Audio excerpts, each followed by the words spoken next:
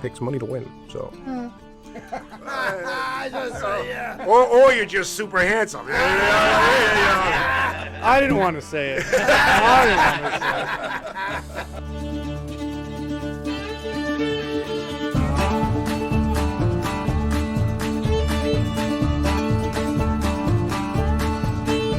Welcome to Cumberland Unfiltered.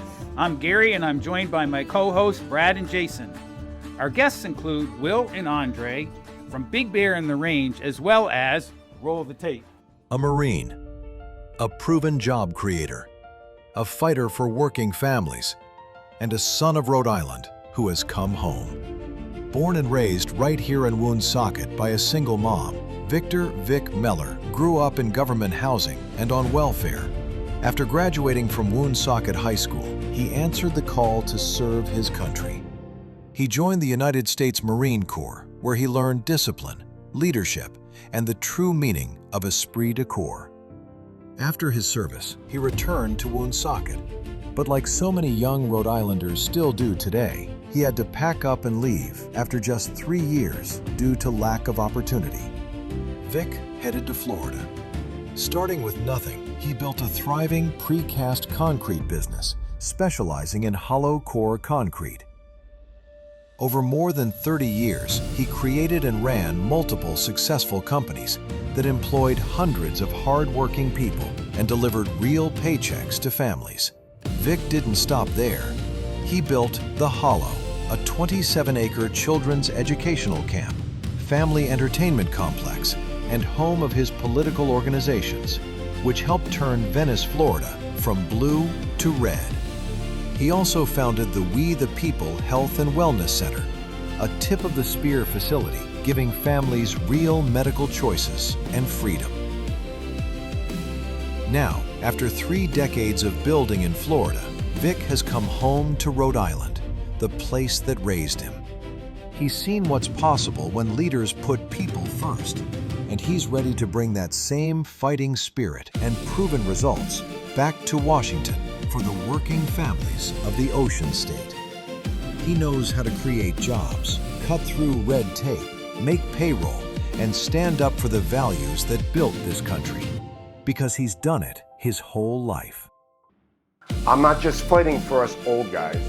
I'm fighting for your kids, grandkids, to have the American dream and a future right here in Rhode Island.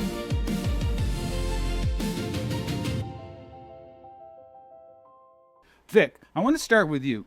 Tell us when you knew you needed to run for Congress and the circumstances that influenced your decision. Well, I retired from my business in 21. I gave it to my son. And then at that point in time, I started traveling the country with General Flynn, stumping for the president, and because he had to win in 24. We had to get the word out. So we win, right? Trump wins 24. General Flynn goes to D.C., and now I'm going to come back to Rhode Island. I'm going to open up a wing of my business, and I'm going to become a snowbird. I'm going to enjoy the summers up here and then just travel back and forth doing the retirement thing. I got here, and I started to try to open the business, and there's just no way. It's too complicated, and that's when I started to learn, the nitty-gritty of how bad it really is here. I visited all the time, but you're just kind of with your boys doing your thing. You're not really dealing with the political side of it, or how bad life is for everybody up here. But so I learned that Rhode Island is last in almost everything. And that's my thing. I was like, how can Rhode Island be last in so many things, but yet there's only 14% Republicans here? There's something wrong here, and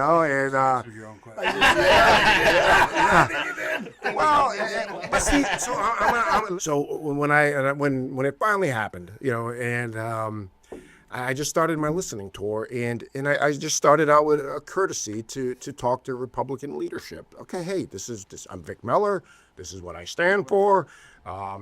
And a lot of them are like, whoa, you're too hot. You're too hot for Rhode Island. Only 14% of Republicans. You need to appeal to more moderate, the moderate side of the state, the Democrats. And I'm biting my tongue because I'm like, well, that's the problem. That's the problem. Republicans aren't voting is because they don't have the representation that they want. And that's what I'm like, okay, there's a window here for me. And that's what I'm bringing. I am saying what everybody's thinking. And I'm telling you, and I know it to be true, I'll go into a room with 10, 20 people, and within 10 minutes, every single person in there has come up to me and said, I like Trump. I like Trump. But they all whisper it. But I'm like, hey, everybody in here just said they like Trump, but they won't say it to each other because they're afraid of the ramifications. Oh, yeah. And I'm like, that is just wrong. I'm here to bring it, and I'm bringing it. And it's just amazing what's going on. There's this Rhode Island First movement, and it's real. It's real. And, the polls say it, right? Let Magaziner keep attacking, the MAGA. Let them. Keep going. Yeah. They're just firing up the base. And we're going to get more of the base out that haven't voted before. Whoa.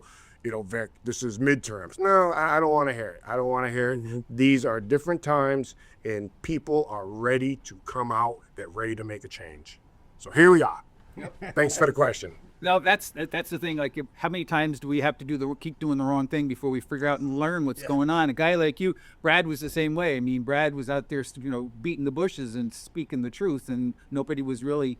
It became election day. We did really, really well, but not well enough. But that's the whole thing, is that with guys like you that are willing to go out there and tell it and say it and then be able to back it up, but your leadership is clear. I mean, being in the Marines back in the day, and you guys have you in the Army, and it's like, those are the guys I want. I'm going to use small words and talk slowly. Am I supposed to chew on a pen with my crayons? So I'm good with it.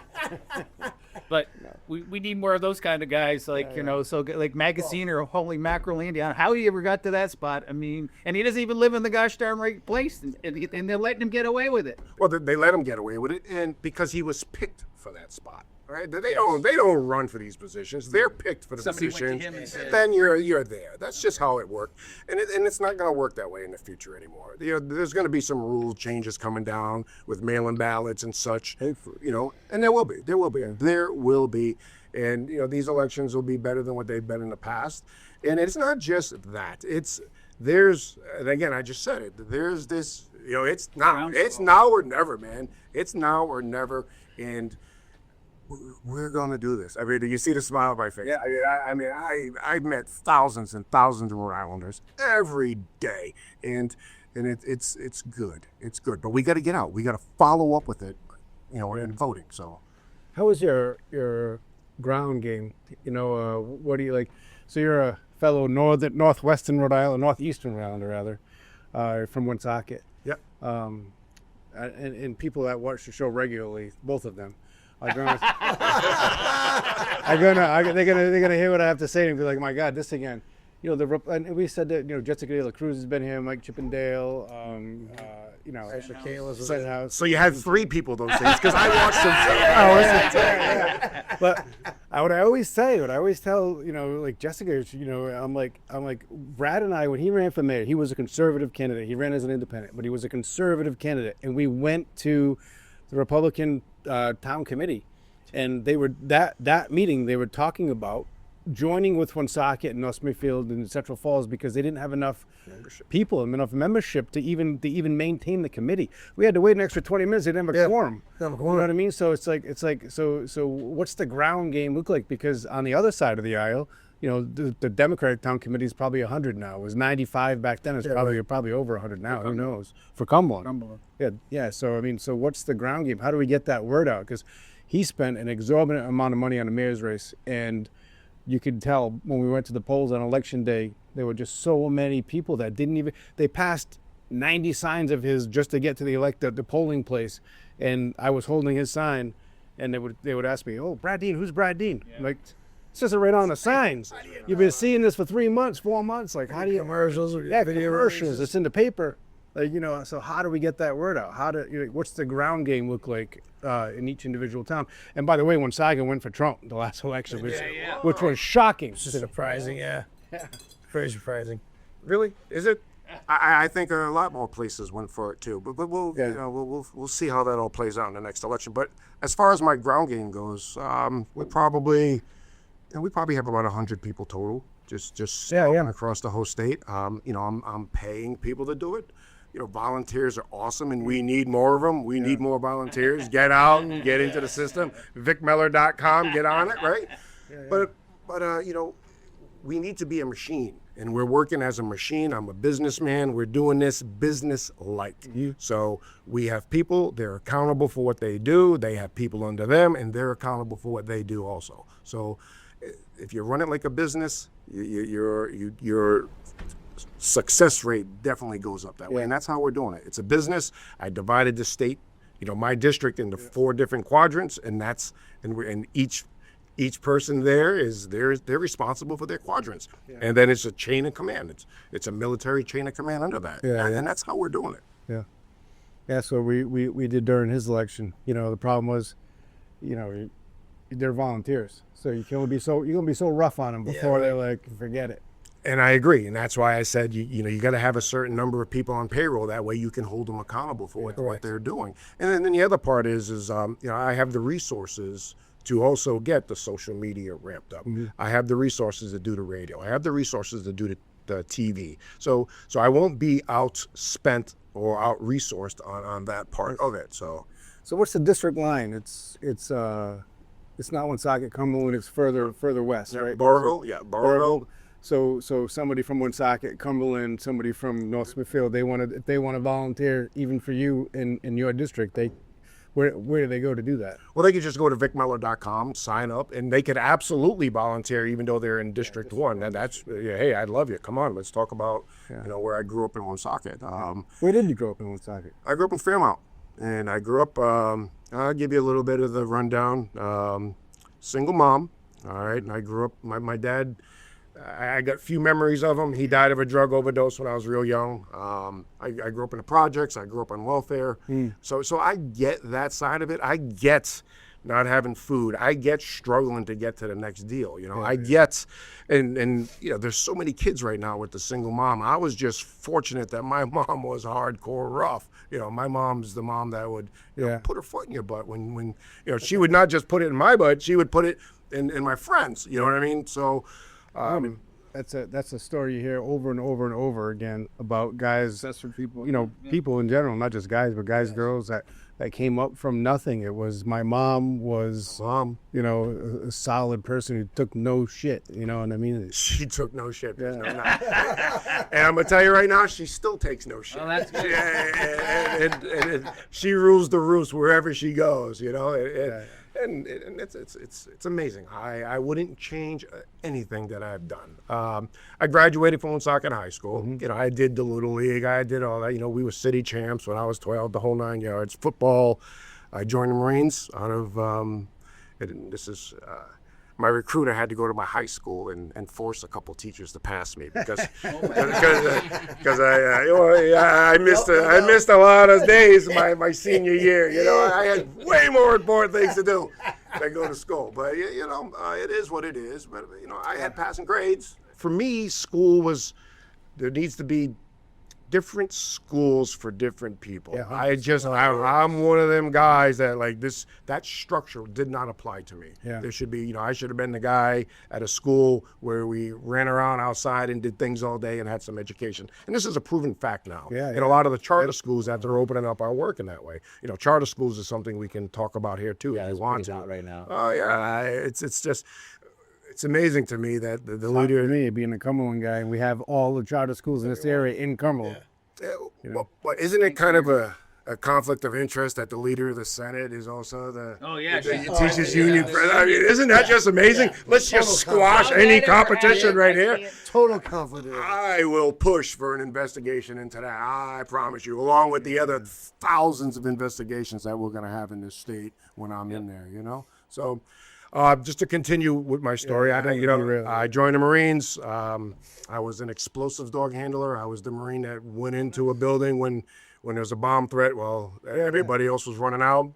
I was good at it to the point to where I was assigned to the president. I was assigned to HMX, those pretty Marines with the helicopter. I wasn't pretty enough to stand in front of the helicopter, but I got to work behind the scenes and travel around the world with him doing all that. So that was my first introduction to high-level Washington stuff. So the President Bush, the first one. So my age a little bit. So this is crazy part here is 2 years earlier I'm this dude just roaming around the streets of Woonsocket. 2 years later, here I am around the president with a loaded 9mm with a dog finding bombs. Only in America does shit like that. You know what I mean? So From Roller Kingdom to the White House. Roller Kingdom, yeah. I was part of the Roller Kingdom crowd. It's going to be a car wash now. They're building a car wash there. You guys don't know. You guys are from way down south, but up on Walnut Hill, there used to be a place called Roller Kingdom. It was like the hangout for everybody. It was just a roller. Yeah, it was a roller skating. Right across from Child World. Remember Child World? Yeah, Child World was there. So They were that place. It used to be. Yeah. You would cruise Roller Kingdom, go across the mall, up to McDonald's, and then down to the bowling alley. Yeah, that's right. Lincoln Lane. The old bowling alley is still there. It's still there. Yeah, it was the Walnut Hill when I got my license. It was the Walnut Hill 500. You could just circle around, Yeah. I grew up across from where Benny's used to be on Minden Road. A lot of people are not going to know what that means, but in Rhode Island we describe everything by where things used to be. And I was across from where Benny's used to be on Minden Road, so I was right there on the Cumberland Woonsocket border, and that's where we hung out, Walnut Hill. Yeah, it's. We should be having a place back then. That's a matter of opinion, but it was the only place we had. That was it. Or a kegger in the woods somewhere. Right? Yeah, absolutely. Not advising that kid. Don't do that. Yeah, right on the line was remember Confetti's? Yeah. Right where 99 was. You could go in there You can go in there when you were 17. Confetti's. You're like, anyway, yeah. So I got. I love this. This is awesome. I got out of the Marines in '92. Came back to Woonsocket. I made it 4 more years before. There just wasn't anything here for me. There was not Confetti's, Connections. Connections. Not Confetti's. There was nothing here for me.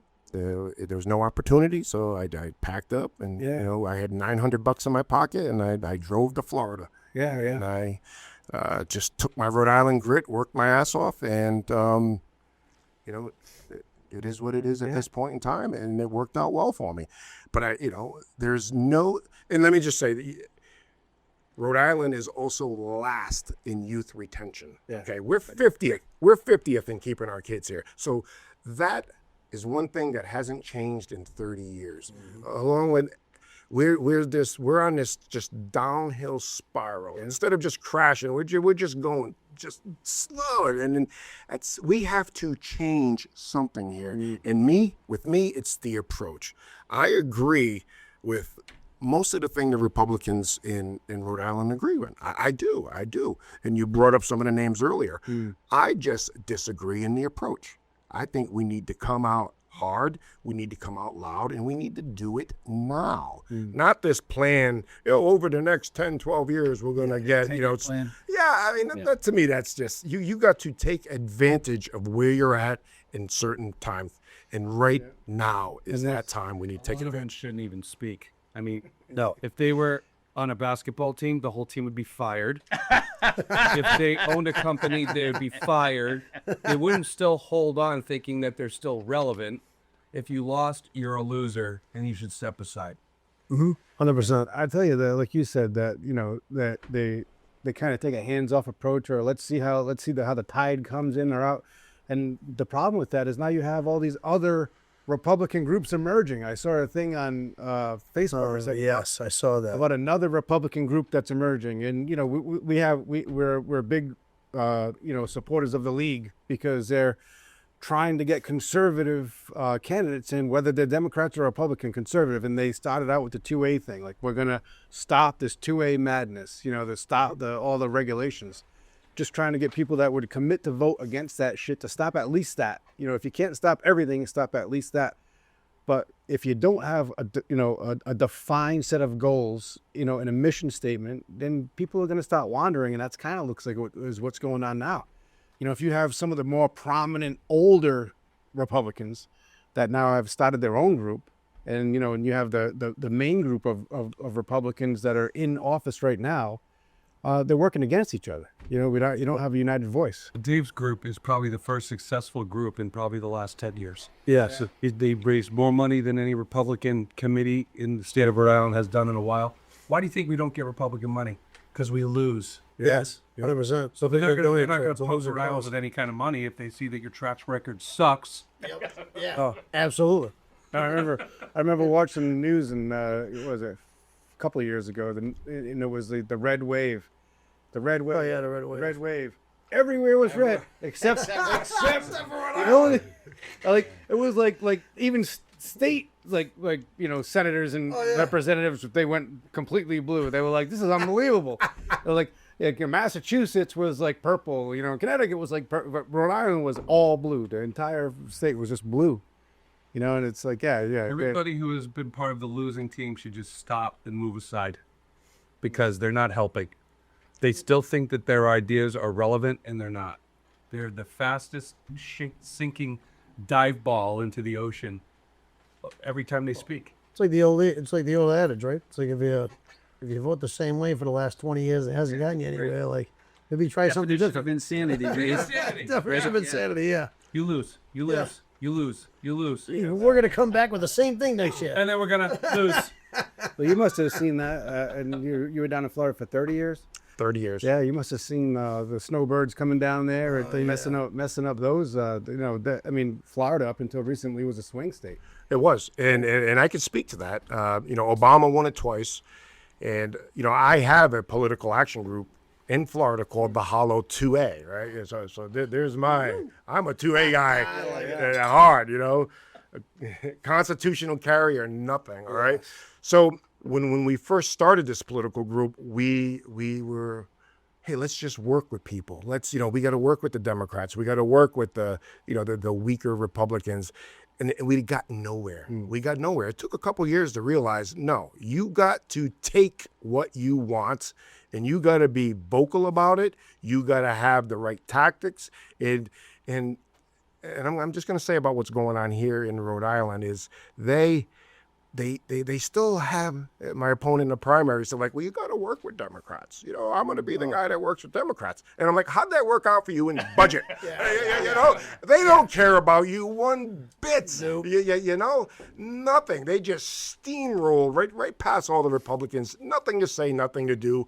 We'll give you a little smidgen here. Here's a sidewalk or here's something. So you feel like you did something. So until you go out with the mindset of Rhode Island first, and you start taking it, you're going to get nowhere because that's the mindset they have. Well, that was I'm on the school committee for Cumberland, and I went to the graduation this past Thursday.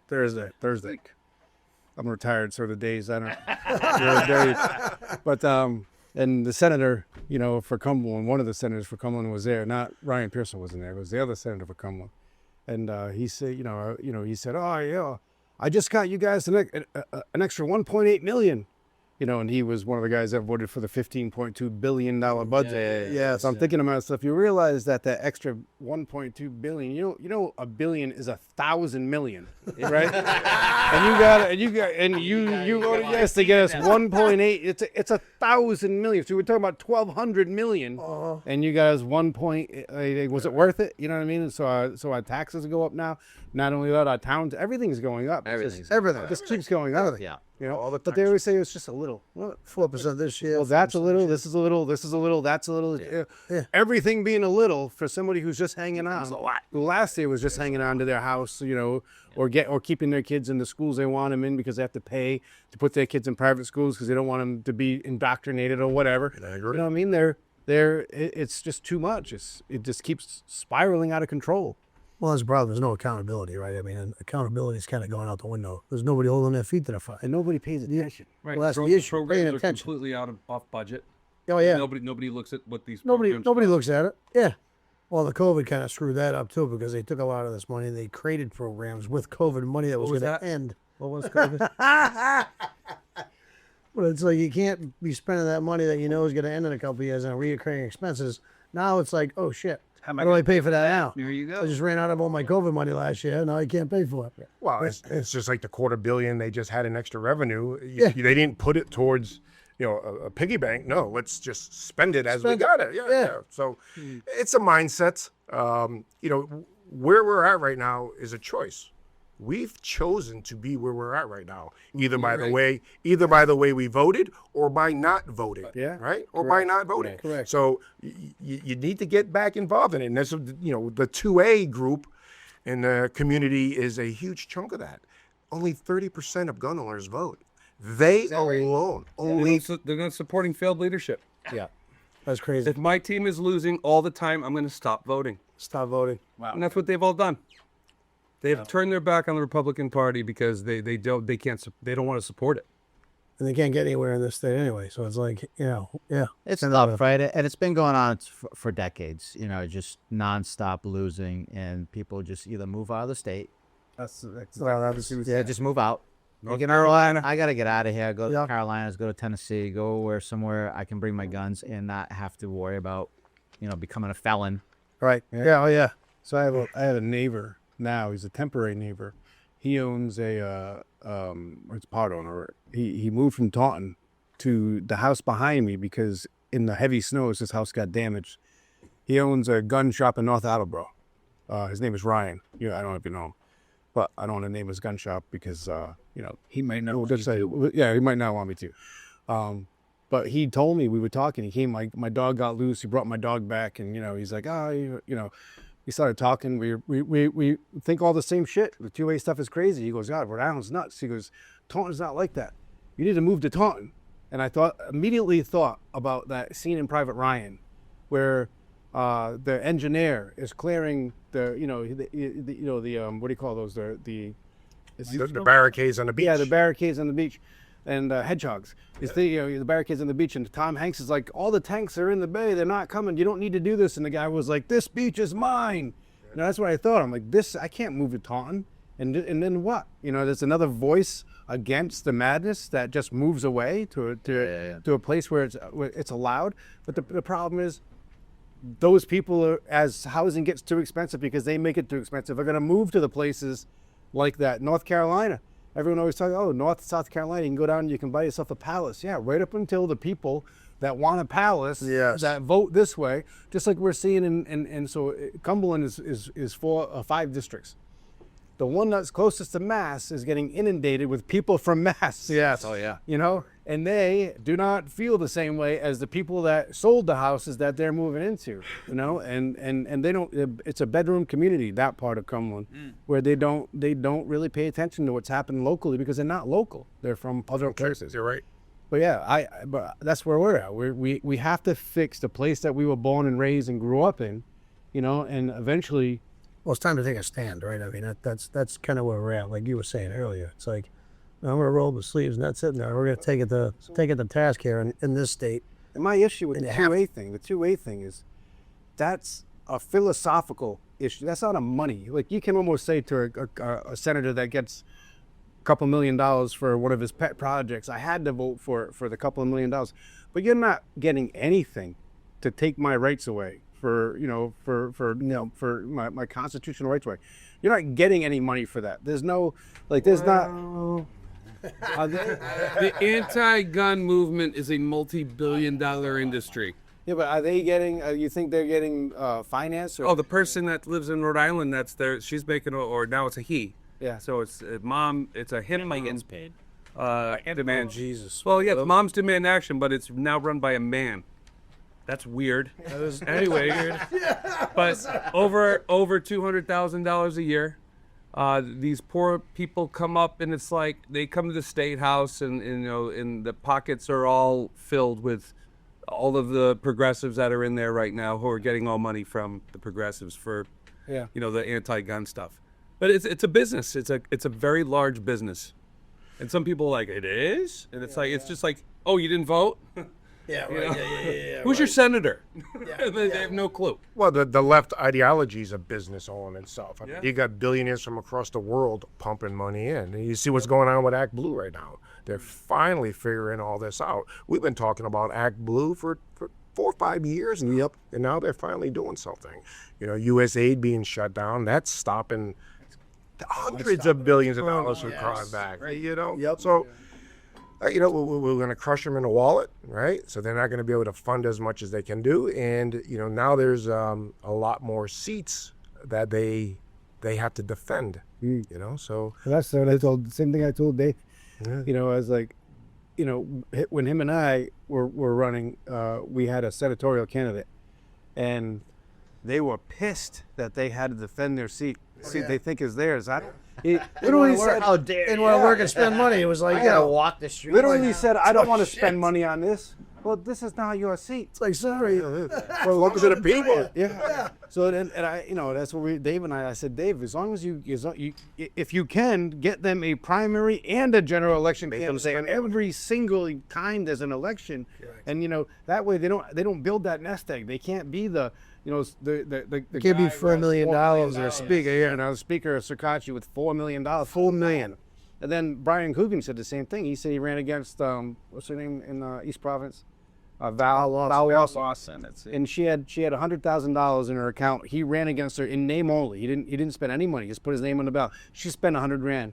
And he thought to himself, well, this year to be a more level playing field. And he went on to her account, and she had another $100,000. Great. You know, like just stuff in there. Like, where does it come from? You know, I mean, I know you have to file it with campaign finance, but hey, if we can get every seat a challenger, there ain't gonna be enough $100,000 to just keep filling up these pockets, you know. The coffers are drying up. The coffers are drying up on the national level and on the world level, bringing that money in, which is because it takes money. It takes money to win. So. Or you're just super handsome. I didn't want to say it. That's that 100,000 view comment. Or they just I just had the less complicated name, or you know, nobody knows what it is. No, it's you're handsome. Yeah. Just say it. Just say it. But that's part of the problem, right? It's like getting to all the people. Like that, you know. I remember knocking on doors, and I'm literally looking through the window. A guy watching guy's TV, sitting sitting on his couch. I'm like, dude, like I know it's ringing, I can hear it. He won't get off his couch, and I'm like, that's the guy I need to talk to. That's the problem. Right. So I was like, you know, and the problem is, it's like, you know, it's like 85% of that. So you know, that's kind of like that was the tough part. Like with our campaign, we even tried commercials. We tried a whole bunch of things. But it's tough getting to some of those people because they're not engaged. Well, you know, it's 2 years later, Oh, I think yes. and everybody's difference. hurting. Everybody's hurting Or worse. you hit them in the There you wallet. go. It's There like you don't stop go. paying No. attention, right? Yeah. Taxes have gone up. 100%. Values their house is out of control. Everything. Right? So Everything. The state's taking towns' ability for zoning away. They want to start stuff. Yes, stuff in homes everywhere. Oh yeah, we got. I think we got like $1 million loan. No, $1 million bond out in Gloucester, and so we went to go get the award, and we sat there, and it was basically a large group of people talking about how rural communities are basically destroying the state because we hold all this land and we don't let anybody come in because we have these 4-acre minimums or whatever. And we just like got the award and walked out. What was that? Yeah. And that's the whole thing. And it's really a sickness. You can't say that the state is too expensive to live in and we need to build more affordable housing and then pass a $15 billion budget. Yeah. It's like, what do you think is making it expensive? Because the population of the state hasn't really changed about the much same. You're right. No. the last few decades. It's like, well, what happened? You just made it more expensive by increasing the budget. Yeah, increase the tax, and then the town, you know. They raise the value of your home, and then they fiddle around with that number. And my house The is going. taxes go up. The gas. Yeah, What's like- gas? It's like 41 cents a gallon as a tax Oh, yeah, I'm not sure. It's It's Aztecs, right? on every a gallon of gas. It's like 18 cents a dollar, I think. it's a ridiculous whatever it is. It's Yep. and But it's a federal. I don't know about the state. Federal is 18 cents a dollar because I know Hegseth was. No, there's a about- state gas yeah, tax. Gas tax too. Hegseth was talking about waiving the federal gas tax on military posts, and they can do that, and that would have decreased to 18 cents on the gallon. Well, gas is going down, so it's gonna go down. Iran is, basically done, and now let's reap them rewards. It's already down. It was like $4. I paid $104. Yeah. It's good. So it'll break the $3 mark. Get that. And then you had Jack Reed and Obama criticizing Trump and trying to take back what they were doing when they were fiddling with the wrong back in the day, right? And I'm going like, are you nuts? I think it's going to bite Jack Reed in the rear end on his state too. So another stupid thing that he said, But gosh, we went in there with the military. We wiped everything out. A lot of people were killed. We did all these things, and they say, "Well, that's the same thing that I did when I sent the pallets of money over." It's like, aren't you paying attention to what you're saying? And Jack Reed was saying the same thing. Trump got mad, so he was calling him out. Well, honestly, like you said, to bring that business mentality to the state, like let's face it, the economy. Wouldn't that be awesome? Economy is one big business, right? It should be run. It's a business. Like that. I know that was my plan when I got in there. It's kind of like accountability and bring some business sense to the. Maybe they don't want that. But anyway, that was then. This is now. So Right. I think people are looking for business guys. Well, they're looking for this kind of change. Take a payroll. I see the difference between Republicans and Democrats. You guys hear me say it all the time. The Democrats are the one that receive the paychecks. The Republicans are the ones that are signing the paychecks. You're right. All right. You're right. And you get a completely different opinion about how things run when you're the guy signing the checks and they're trying to get in your pocket and get everything out of there. So, anyway, tell us about Cuba. Oh. I know it's a big switch, but Yeah, well, it's an amazing, wow, right? I mean, wow. So, as you guys know, I was General Flynn's chief of staff for years, so I made a bunch of these contacts around the whole country, and one of the groups that we put a lot of time into was the Cuban Americans in Miami. So, during that whole process of just building that up, I had an opportunity through some of the people I had down there to go to Cuba. And the reason I was like, hell yeah, I'm going to Cuba is because it's going to open. Cuba's about to open. You think it's gonna? Oh, 100%. Okay. Good. One way or another, it's going to open. And through the relationships that I had built, I'm like, well, hey, let me get one step in there. And so we can get Rhode Islanders there. We can start trading, right? Business-wise kind of Business, stuff. it needs to be rebuilt. And we have the skills here to do it. We have the manufacturing here to do it. And then we can just start trade. We can start trade with the farmers because they can't grow what we can grow, and we can't grow what they can grow. So let's start this. It's like, hey, this is a win-win if we can just get in there and make it happen. Why not, right? Why not? I had the opportunity, so I go. So we go. I'm with, first, I was going with 3 Cuban Americans also. I had my team and 3 Cuban Americans. The day of, the Cuban Americans backed out. And they're like, this sounds cool.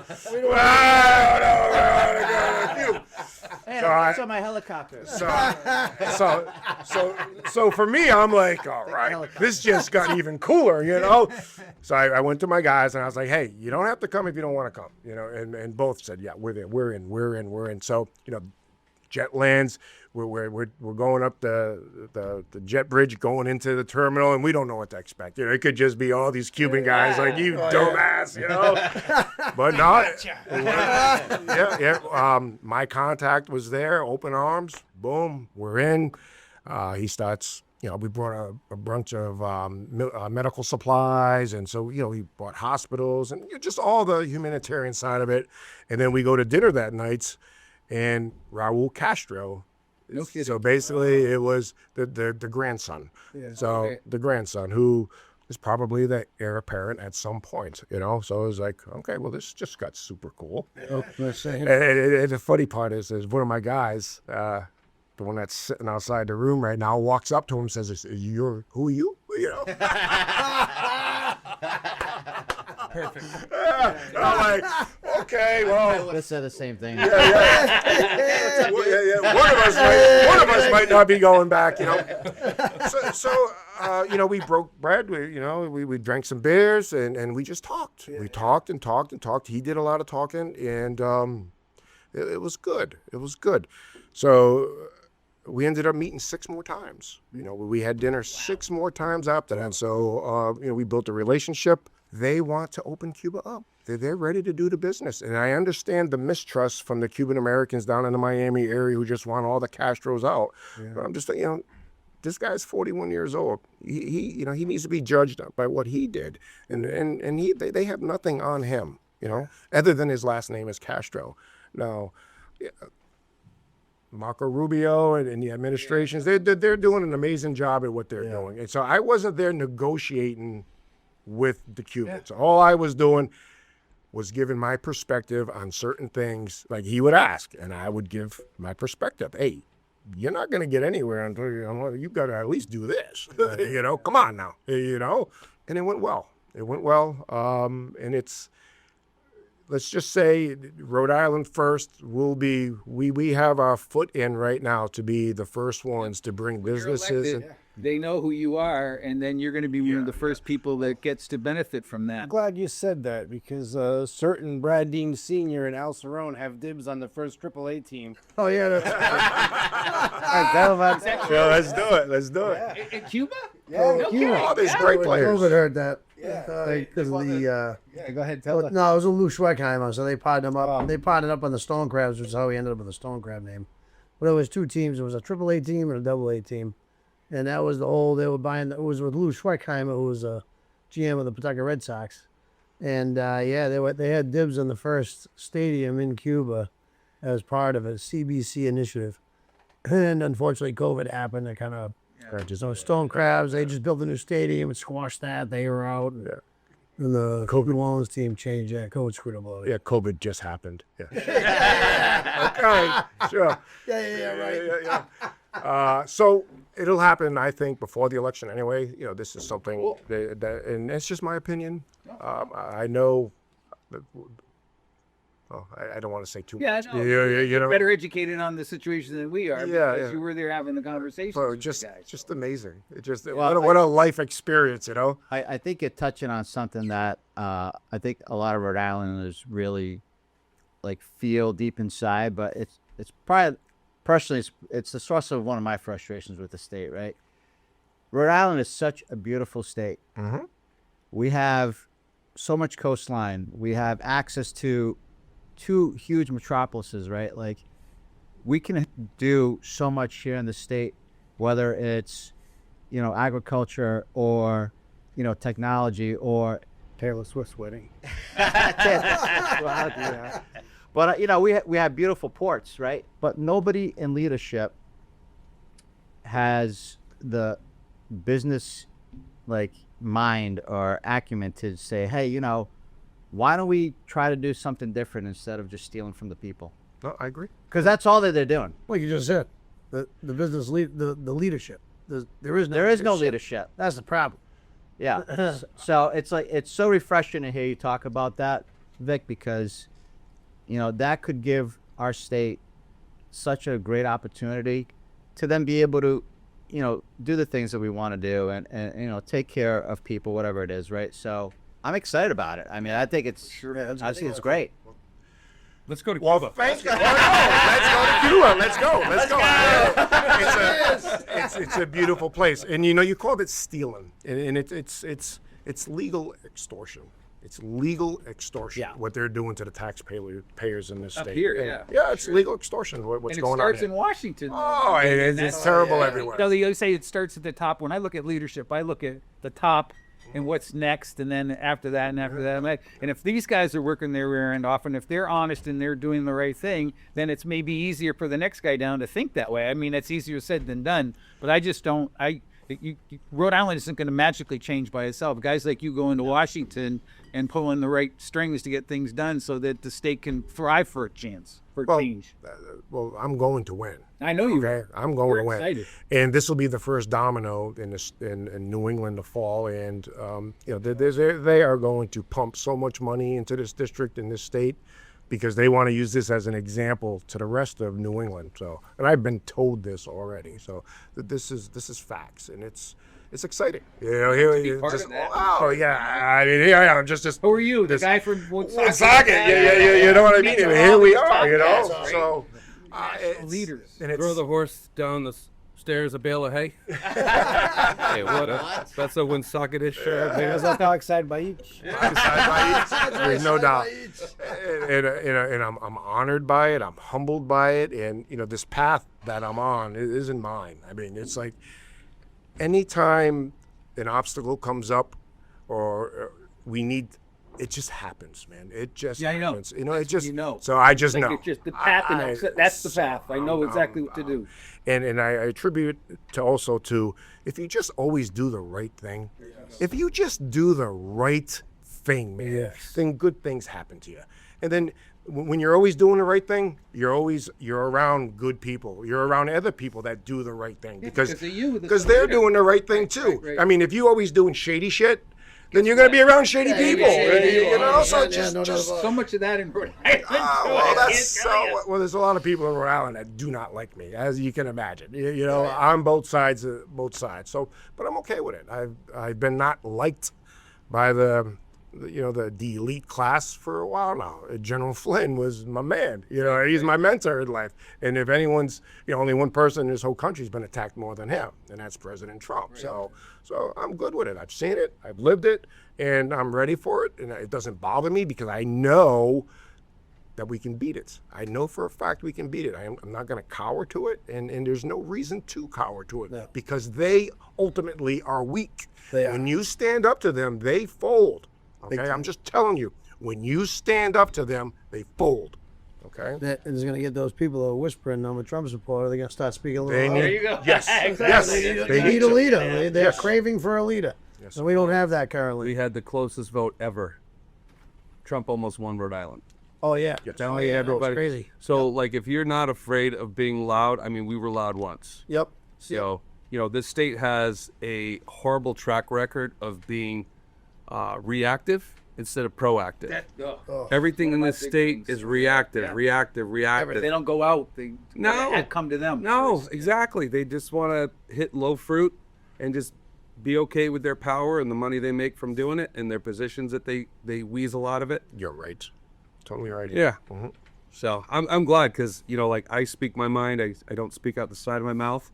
And it's more, we need more people like that. You get it? Yeah, I'll be honest with you. It was, especially as a business owner in the state, it's always everybody fears the retaliation. You know what? I think the fact that we've been speaking out pretty loud is actually having the opposite effect. It's making them have a little fear in their minds. So it's like, oh shit! And now we have the league support there. So now it's like, okay, now that voice is starting to get a little bit louder. Oh yeah, now they're starting to more make deals. They organized. want to talk deals and stuff. Like it's like no, like It's you were a rat then. You're a rat How do I now. get you on my team? How do you get on my team? You can't. See, Get out. we've always been on the other side, because we own a gun store, right? Yeah, right. So, Absolutely. we're not They have to be in, loud. we're not in the end with anybody. But it's funny you mentioned that because I was talking to a friend recently who he's done very, very well in a different industry in the state, and I reached out to him about getting involved, and he said exactly that. He said, "Well, if I do, then there may be some retaliation." Mm-hmm. Oh Because yes, because of some of the laws or policies or whatever that the state run that he benefits from. Yep. Well, guess what? You're gonna challenge us, then. Yep. You gotta get the. We sued the state and then had an ATF audit. That's a fact. I stand corrected. True story. We sued the state. 40,000 views. And we got. Hey, they didn't shoot our dog, but we did get an ATF audit right after that. That was. So why don't you tell us a little bit about Big Bear and about what you guys have been doing over the last couple of years and how it's changed in recent years, because we didn't really, Gary introduced you guys, but he didn't really mention, your activism as far as 2A goes or what you've been doing. Sure. We get pretty involved. Good stuff. That's good stuff. Yeah, absolutely. But it's the right thing to do. There's a lot of stores that get out there as well. But we have three core values. It's our faith, it's our education, and it's our community.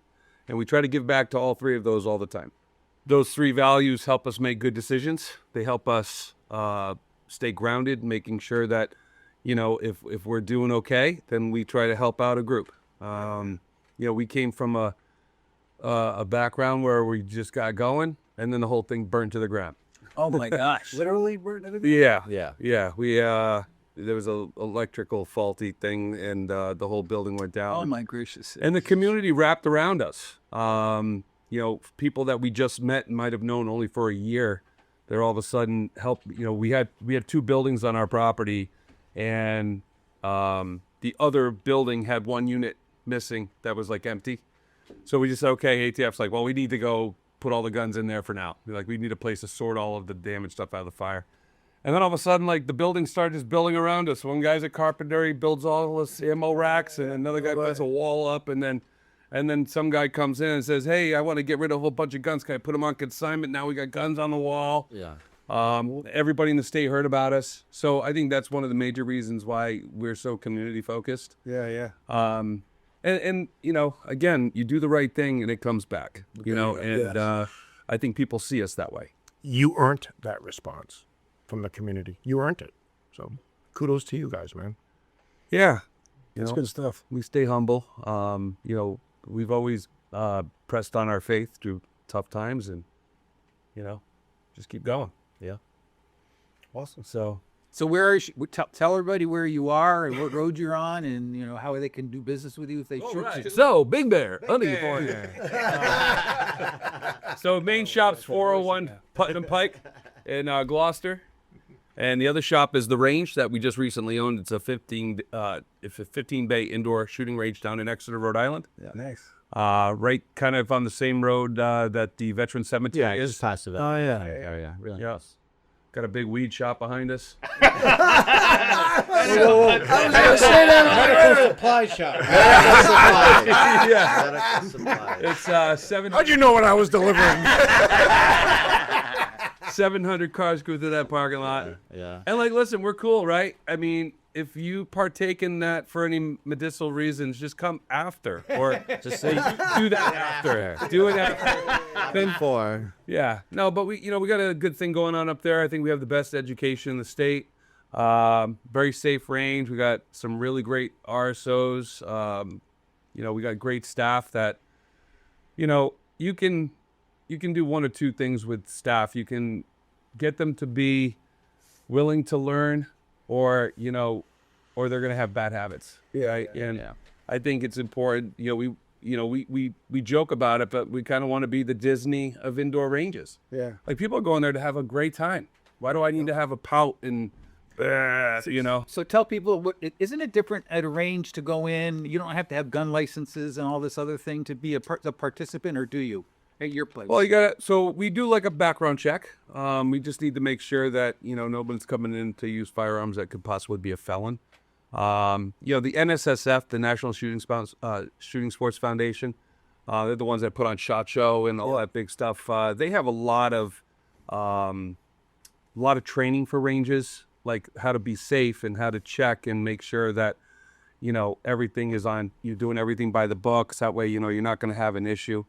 They have suicide prevention. So all of our guys are all trained in that. So that way, we want people to, again, come and have a great time, do something that's outside the box. We, now women coming in to shoot is a huge thing, right? Yeah. You got a lot of, divorcees who they're still mama bears. They want to be able to protect themselves. And mostly that is just basically therapy. We have to give them therapy because somebody gave them a gun that was way too big for their hands. And they never want to do it again. And then, I get them to shoot something like, oh, my God, that wasn't so bad. Yeah. It's like, well, because I'm not a jerk husband giving you a very small, itty-bitty, tiny carry gun. Cannon, Maybe just not her jerk husband. No, well, it's a fun, empowering thing to get people that come and have a good time that might have, some kind of maybe negative effects from it. And then they come in and they work with us and they're like, wow, this place is great. Well, we see a lot of just lack of knowledge too, Yeah. and that's usually the biggest barrier for people who are uncomfortable with shooting They just never been taught. They've never shot. They don't know anyone who's shot, and but they know, hey, either now I'm alone, or hey, I'm going with the group. Actually, we get a lot of groups of women that come now as well. It's just, stance, holding, breathing, keep it pointed that way, you'll be safe. You know what I mean? So, Will mentioned the education. We have over 60 classes now, which is very, very, regimented. And, I would say it's the best in the state. Very proud of it. I think they do a good job. The team there. We've put over 2,000 students through the classroom since August. Wow. And that's fresh people, not a lot of the people come and repeat. We have a kind of like a curriculum. So that way it's like going and getting your karate belt. Like start with the white, then you get the yellow, and then That's a good analogy. yeah, and then what happens is you'll see relationships forming amongst some of the members, and they're like, oh, he's doing a concealed carry shoot, which you're going to learn how to draw from the holster and move around a little bit, get off the X. Yeah. And do some very simple things. And once you do that successfully, then there's like the 200 level of that. Then there's the 300. Then we start introducing like low light situations. So everything from a very basic shooter all the way up to, we're teaching red dot training for law enforcement. Our instructor is completely LE certified. So we have a lot of law enforcement that come in and use our bay. And one of our bays is just exactly like the one that they have at the Sig Sauer. So it has 360-degree moving targets, no light, low light. So it's very dynamic training. So instead of having to go to SIG, they have great classes up there. But, if you just want to come in and shoot it yourself, like we have that there. So we updated the whole thing once we came on board, over 2 years. It's not just indoor too. For that, we've actually started taking a couple of departments to like longer ranges, like sniper teams, to try to help them, train for longer shots. And the community has been great as far as responding to the service that we're trying to provide. So between, like Will said, the community and the training, it's been a great ride. I was very, I don't want to say I was surprised, but I was very touched by, the fact that so many people came to our aid when we had the fire, and kind of opened my eyes like, wow, this is, it's not just spreadsheets and buying and selling. There's a lot of people that have their whole lives wrapped up into this industry. So it's been great. So, and we got something really great happening. Oh yeah. On the 27th, June 27th. The first First ever. annual Second Amendment Day at Addieville East. It's going to be June 27th. Can we do the plug now? Yeah. All right. June 27th, Saturday. Yeah. So it's going to be, it's every time we go to the State House, it's the yellow shirts. I say it all the time. It's like a funeral. It's a funeral. Right? We're there losing something. But then we get to see all of our This friends doesn't matter. that we don't get to see all the time. Yep. Right? So it's like we're happy to see each We other, happen but to see each other, but it's a terrible. we're losing something. Yeah. Right? That's the problem with this state. It's losing. So much lost. So we wanted to do a day where we could get everybody together. We have everything from a petting zoo Oh, wow. for kids. Animal, sure. Yeah, with animals. Bouncy house. We have Staccato, Smith & Wesson. Ruger's going to be on the pistol line. Oh, wow. And then Roscoe Manufacturing, which is a huge manufacturer here for barrels and all sorts of AR parts. They're right in Central Falls. Oh, wow. And then Addieville is going to host their own 5-stand sporting clay area. So for $25, we have two different ticket prices. $25, you're in. Andre's paying for all the ammo for the day. Yeah, I'm sure Andre is. Yep. So your ticket gets you to be able to shoot all of the different really? activities. Yeah. Then we have all the speakers. This guy right here is headlining the show. There we go. Did I tell you that yet? I'm headlining. You gonna teach me how to shoot? I think we had a really good day of shooting when we went. We did. That was fun. We have Dick coming. Heller. Vic Mellor. Yep. So he obviously beat DC. He's the reason why we all can have AR-15s actually to date right now. Yes, sir.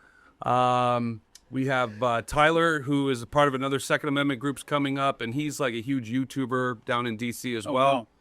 Wow. Is he going to be doing a live remote? I think you guys are the only ones doing the live remote.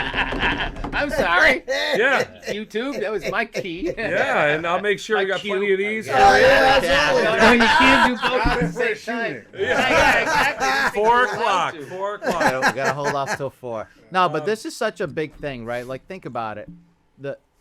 Certainly in my lifetime, there's never been anything like this in the States. You know, I can't remember Ever. that. Ever. Nope. Yeah. Ever. Nope. To have the opportunity to celebrate in America's 250th birthday, Yep. something that we love dearly, the Second Amendment. It's gonna be such a special thing, right? And to share with everyone on a positive note. Yeah. I'm really excited about it. So, we were really fortunate to get Vic and a bunch of other important people to come out and kind of speak to the crowd, and we're gonna have food trucks there as well. Oh, wow. For people to Food, eat, friends, food, family, guns. firearms. That's a T-shirt. Yeah. And then when all the guns go away at 4 o'clock, Bravo Brew Company, which is he's a veteran of Burrillville, so he's gonna open up. He's gonna open up his beer tent. Nice. That's awesome. We got a cigar bar there. We have Mulberry Vineyards is going to be offering wine. Can we pitch a tent in a field somewhere? Absolutely. This sounds unbelievable. Yeah. Sounds like So much freedom in one day. Again, you guys know the population of the 2A community, right? Yeah. I mean, normal people. We can all hold a conversation. Yes. We don't have to whisper, right? Oh, is that? I heard that whisper. And so, like, you can bring. So, Addieville has this thing they're so excited about. It's an air gun that little kids can blow a balloon up, like blow it up. Oh, no kidding. Pop it. Like it's that air. Oh, good. They put some stuff in it and they help the kid. And as long as they get close and the little kid pulls the trigger, the balloon pops. Oh, that's pretty Right? cool. So very, stuff that, maybe the whole family is not all in. Yeah, right. But they can come and see that there is a lot of normal people, Yes. that are part of the whole group. And again, I think the awareness that we're trying to unleash that we're that's they're what it is, normal. right? Yeah. We've been, this whole stigma Taboo. has you mean the assault rifle ghost gun people are going to get there and see that there's no such thing as an assault rifle ghost gun? right. That shoots 1,000 rounds a second? I wanted to say that. Because I want one of those. I want to own a bazooka. You know why? Because when I'm 80 and I'm about to die and I never had to use it, I'd say at least I had one. Now, listen, it's cliche, right? But the Second Amendment is a second for a reason. Yeah. The country and the founders were very passionate about the ability to defend themselves. I mean, they just came out of a war. worst. Yeah. Against that You know government. what I mean? And, A tyrannical war, right? Yes, so- yes. Like we're kind of there right now. and for Yeah, centuries, Vic? right? For centuries, guns were part of the everyday life, and it was a positive thing. It wasn't a negative thing, and they flipped that script. Yeah. But just look at history. The Second Amendment is the only thing that's not making us be Venezuela or Correct. Australia, England. yeah. they can't. Their population cannot do anything about it. Now, I'm not saying the event is going to be like this whole big hoorah, come and get them type thing. It's more about let's bring the families out, let's make it normal again because it is part of our culture. His father, was your father, his senior photo, didn't he have a shotgun in his Yeah, it was a gun. Yeah. He had his senior photo. He graduated in '69 because he graduated with Governor McKee, mayor here and then governor. And I was at the Portuguese Day in Providence, and Seth Magazine was there. There was a proto lot flesh, and Jessica De La Cruz was there, and Governor McKee was there, and he was talking about he graduated in '69. In 1969. Your father had his senior picture with a shotgun after school when they did it at the school. He used to shoot crow and muskrat at the dump. And they turn it into town hall and they get paid for it. Terry goes to HR. In 1991, I graduated in 1991, and I like you, I was barely graduated. So I stayed back 1 year, but back then you had to have if you had enough credits, you could skip a grade. So I stayed back my sophomore year. I had another sophomore year. Then I went to senior year. Oh, cool. And then I went into the Army, and after that I learned a little more discipline. I came out and I graduated my 4-year degree with a 3.86 or whatever it was. I don't know what it was, but it was you know, You were ready. I learned I learned discipline. But in 1991, I was making in wood class because I had 2 wood classes. Wood 1 and Wood 2. That my senior year, you know, so and I was making a rifle case for my father's 30-06, and I was coming in with the measurements, and my teacher in the wood class just said, just bring it in. I'm like, what? He was just bring it in. I brought it into the school, and we put it down. We outlined it. We traced it. I put it in the locker. I tell people that now, and they're like, no, there's no way. I'm like, yeah, that was 1991. That was not 1961. Yeah, exactly. Roads would be closed. Helicopter, news cameras. Yeah. Oh, 100%. Yeah. Can you imagine? Well, that's you know, that's what we're trying to bring back. Yeah, just the Just the culture familiarity, in general. People need to get educated. They need to get the exposure, positive exposure to it, and just realize, hey, this is part of America. Yeah, It has been, it is now, and it always will be, or we won't be America anymore. So with that, get your tickets. So how can they get June tickets 27th. online? Is there something we can do online where they can get tickets for the event? Yes, so you can go to 2a.therangeri.com. So 2a.therangeri.com. That's actually a landing page. Or if you go on the Book of Faces, either Big Bear or The Range, you go to our Facebook page. It's tagged at the top. Tickets are going very quickly, so we're hoping to sell out. We're hoping 1,000 people. that's true. That's awesome. You know, tons of food trucks. There's so much to do. There's a guy there that's going to teach people how to professionally, basically fly fish. Yeah. Addieville has a very good fly fishing pond, and people are going to have the access to do that. And let me say thank you to Addieville. They've been so great. So great. To us, and you know, being able to host this event. They're so excited about it because, you know, they love the Second Amendment as well, right? So thank you very much. I think it's going to be great. I think you need to be there. And we're giving away a gun every hour. AJ? Oh my Done. gosh. AJ, You need to be there. he's going to be. And the internet. He's gonna be there. What all this site needs. So, all right, that was great. I have a question. A question I always have, right? And I have it for, you know, all the leaders, everybody. And I say this, and again, people, the 3 people, Vic included, but he's going to hear it now. He's not going to have to watch it. I always say that there are so many like-minded individuals we have on this show all the time, whether they're Democrats or they're Republicans or they're independents. And if I were to email them right now, I'd have to send 48 different emails. Is there like a bat signal that you guys have, the 2A community that you have that you know, it goes to everybody? Like I know in Woonsocket, you have Bullseye over here, Paul, that guy, he's great. I don't know him personally, but I know him from, that's where I go because I'm from Cumberland. You probably know Bullseye and Podcast. Yeah. You know, we have, you have all these, you know, I'm a member of the Bugle Club. My girlfriend's a member of Manville Club. I go to Salesville all the time because they always have is there like a portal or something where if you guys have an issue like this, like you're talking about where we're going to have this 2A day of celebration, that you can just reach out, hit the button, and everybody gets that message? So, I mean, we have a very large email list You know, for Big Bear and the Range, and you know, all of the packs that we work with, like the Federated and all the 2A stuff. We can get to everybody fairly quickly with information, and Facebook kind of helps if you push it. But yeah, I mean, we've been doing it pretty heavily. We've been learning a lot about the back end of Facebook because you have to like meet certain requirements by Facebook in order to actually say I'm going to sell a gun on Facebook. Yeah. Once you get that, because actually Facebook isn't really super anti-guns. They just have to make sure that you're a legitimate business. Like we're an FFL. Makes sense. So once you jump those loops, then you can start posting anything you want. The problem is you can't push them. You can't pay the money to boost them. boost them. Them out. No. But there's other ways to say things like, hey, go to our homepage so you can see what's new coming up at our place. And that between that and the range has a huge membership now, so we're at 700 members, looking to keep growing that. It's a great, we've been a year now, so it's really picking up. Fantastic. Yeah. Yeah, so it's going real well. To answer your question, though, no.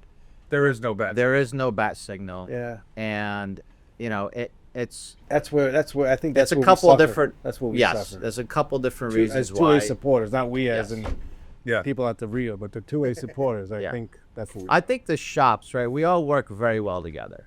Right. Right. Like we work with Surplus. Surplus, DNL, a bunch of other ones, but we're all pretty much on the same page. But when you're a business, we're kind of tending to our own customers.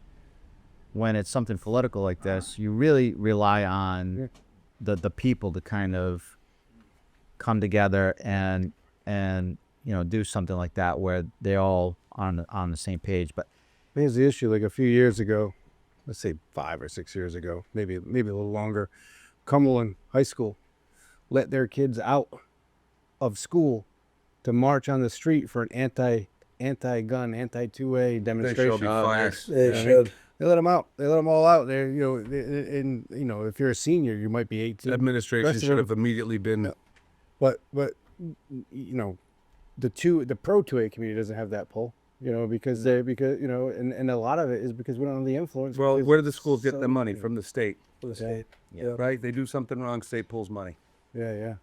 I mean, we I have. mean, I would love to see something like Goal, right? Like Massachusetts has Goal, gun owners, something league.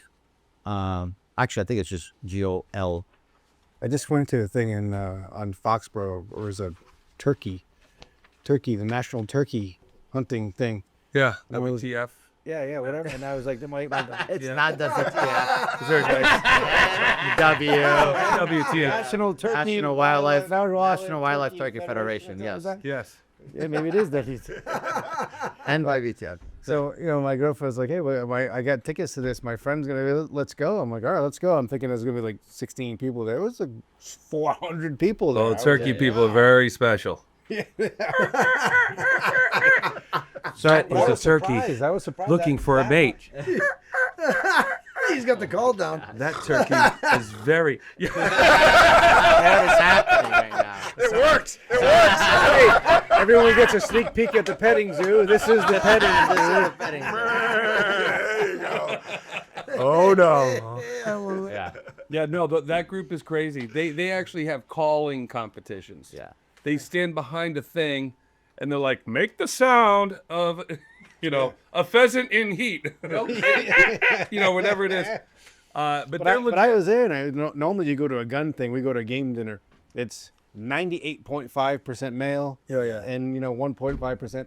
This was like pretty evenly split. I was like, wow, there was turkeys. There are What groups, country? right? So Yeah. the Federated has been probably the biggest group across the state to kind of have the communication with the gun clubs. Yeah. There's the DC Project, which is mainly no longer DC Project. no longer DC Project. Well, and there goes to your answer, right? It's kind of been a revolving door a little bit with people kind of stepping up and then stepping down. But yeah, I mean, it just goes back to the whole volunteer issue, right? Like it's people come together and just trying and not being able to get anywhere because of the politics, and then you kind of get run down. Yeah, it's the groups, right? So like Parabellum is another one that's trying to get everybody's information, and you got Dave. So it is getting smaller as far as how many people you need to touch to get messages out, because they all work together. They're all working together. Yeah. Yeah, I just know like you can't let 1,500 students out in the middle of a school day to go do a pro 2A thing, and we need to get the influence to where, That's why that administration should have been removed. That's why we need more than 30% of gun owners to vote. Yeah, exactly. Until you change that, you're not changing anything. Yeah. That mindset just needs to, and we're working on it. We're just working on it. I think they got to see. They got to see. People need to see. We need a W. We need a W. Like stun guns was great, not a huge W. No. It was great, but We need silencers. we need to like repeal something. Well, we've been on our back feet the whole time, right? Was that the 300 black hour right there? I missed the joke. What was it, Jeff? What happened? We went with Matt Light down to Florida for a big pig gator turkey hunt, and we were on the top of this. It looked like a It was a redneck pontoon boat with monster tires. with monster tires. Nice. Right? It was So insane. yeah, we're rolling around, and we have these. It was Night vision No, it was suppressors. Yes, it was all that, but Were you actually there? I was. I swear to God, I was there. He had his head down. He was hiding. I shot a pig. Tripods. Yeah. So Beers. it was loud. but I'm you naming didn't have to everything wear- that we had. You didn't have to wear. You didn't have to wear ear protection. I was yelled at. I had ear protection on. You look like an idiot. I didn't know. With a suppressor? Yeah. I had no idea. Oh. So, we had guns. Yours wasn't suppressed. Yeah, it was. What? We had guns on the thing that were not suppressed. I'll say that. But what's the point of your story? You dragged me into this hole. What happened? Suppressors are not that quiet, Vision. Oh, and it was thermal. All right, now it's coming back. Now it's coming back. I got the answers now. So we used to have. I was an SF guy in the army, and we had these MP5 SDs with the entirely suppressed barrel with the subsonic 9mm. Yeah. Those were quiet. Subsonic. That's the ammo you're using. You got to use the You could subsonic. have suppressor and have supersonic, and you still got the breaking the sound barrier crack. You know what I mean? So it's not. But the subsonic with the suppressor, those are like. It's like holy shit. Yeah. Oh, that was great. Was that your turkey call? That was my pheasant meat. Oh my gosh. Yeah, I don't know anything about what you guys are talking about. So yeah, just We're talking about W's. Winning. W's. Yeah, I know that. I do know W's. Everyone's ready to win. Pretty soon. Yes, sir. Everyone's ready to win, right? We are. And I was, We are. I was telling you earlier, I think November is going to be an election that people are going to look back to and write books about. I honestly do. I think it's going to be such a turning point in this state. We're going to have a really good turnout. We're going to win seats.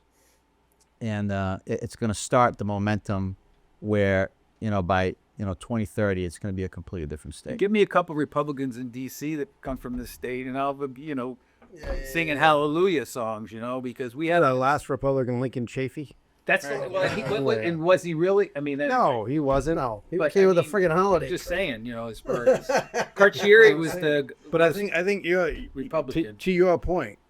People are tired of that bullshit. Tired of it. They're tired of having that garbage. Fake Halloween costume people. You know what I mean? Even if you're not a Republican, you're something else, and you're saying on this or on that. holiday trees and all that stuff. The progressive is. Yeah, progressives. Yeah, nobody can get excited about somebody they don't agree with. The Democrats are getting run out of the state house. Yeah. They have nowhere else to go. They've been shifting more, getting help from Republicans because they don't have any other Democrats to help them pass bills. So they have to go across to the For progressives. those 10 votes. Oh, progressives. Okay. Yeah. Well, I think it's time to wrap up. We had a really good, well-balanced show tonight. We wanted to learn a little bit more about the June 27th event and how we can get involved in that. I know we're going to come down and we're going to help you guys out a little bit, but tell us a little bit again how we can get tickets for that. Sure. You go to 2a.therangeride.com, fill out the form. Or go to either or of our Facebook pages, Yeah. Big Bear or The Range, and it is tagged at the top. Yeah. You can get your general admission ticket or your VIP ticket. Yeah. If you're a Range member, the VIP ticket is $25. 25 bananas. Look at that. We love our members, so we want to give back. But you definitely have to go through that link. Everyone that accesses the property has to have a waiver signed. So that will walk you through the whole thing. It's quick and easy. And let's see you there. It's going to be great. June 27. So, Vic, we You can buy the whole seat, but you only need the A. That's your line. That's your line. I know he did it. Oh my gosh. That was the old monster. The monster. 1999 buys you the seat, but you only need the edge. You'll only need the eggs. Oh my God! I've been hearing that for a decade from him, by the way. He only has like 5 jokes. Except when you're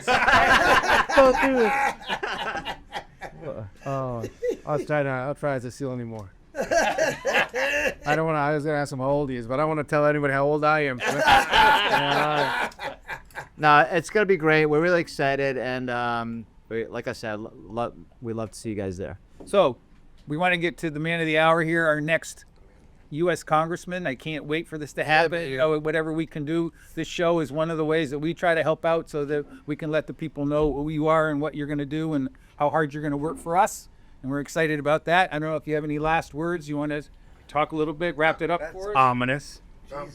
Last words, huh? Ooh. Well, Last hey, thank you. words Hey, for guys. this show, you This is it. I'm out. Hey, thanks for having me. This was awesome. This was fun. I mean, it's super cool. But hey, listen, we talked about how Rhode Island's last in so many things, and that's a choice. You know, we've made a choice to make Rhode Island last. We need to make a mindset to change it to Rhode Island first. And you have to get involved. You have to vote. You have to change these old perceptions of whatever. You know, my vote can't do anything. Well, it can, because there's 50,000 of you out there that aren't voting. You need to get involved, and you need to make it happen. Okay. So if you wanna get part of the movement, the Rhode Island First Movement, VicMellor.com, VicMellor.com. Log on, check it out, see what we're doing, and hopefully I'll see you out there. Thank you. I gotta tell you, I was one of those guys that thought, I hope, but I thought, my vote doesn't count until your hometown went a different way, and then I was like, my God, maybe there is a movement happening. Maybe something is changing. But we got to keep it going. Keep the hammer down. Keep it on. The people who keep losing need to step aside. It's not I right. agree. Oh yeah, I mean the Ken Blacks of the world who, There's a lot of them out there. there's a lot of them. That's the biggest one, or right now the one people talking about the most about he's gonna sway the governor's race because he. Three people in the race as opposed to Three is gonna so. Ross Perot effect. But yeah, I mean, part of the thing we found out is that 70% of the people, they're not educated. They're just going to the polls and hitting a lever. They're not. Somebody's probably giving them credit. Yeah, it's probably like 85%, really. My dad voted Democrat, so I vote you hear that Democrat. every You know, time. like, what is that? Oh, yeah. All the. Your dad used to have to get up and change the channel. You use a remote now, Yeah, don't you? Come on, exactly. a little bit of change going on here, So 100%. So that's a do out for anybody watching. Is you have to educate your neighbor, pick a neighbor, Don't go to your friend that already votes the way you do. Go find somebody else. find somebody else. Yep. and drag them. Yeah. Drag them down. Drag 'em to the polls. Yeah, ask them what the most important thing to them is, and if it's something that's important to you, then tell them, hey, you're voting the wrong way, or you just need to go vote, because they're probably not voting. You just need to go vote. So tell people how to subscribe Uh, on YouTube. This is your wrap. Cumberland Unfiltered at Forget the name of this place. It's a good thing you're handsome. So what you do? Until I take the hat off. Then I'm just a giant thumb. Hey, you wear the 2 30-second clips this week. It'll be about him being handsome. It's gonna be him every time.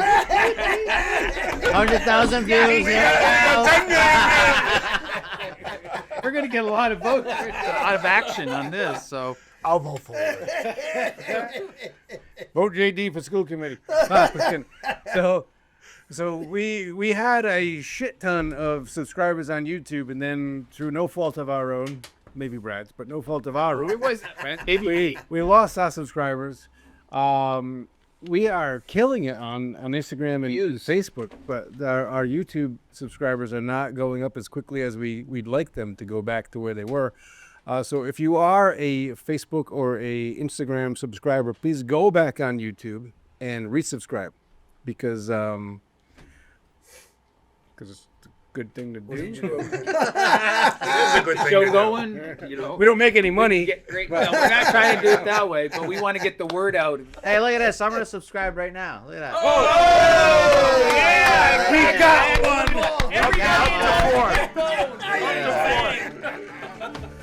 That's it. That's all we need to do. We got our quota tonight. See you next time. Thank you.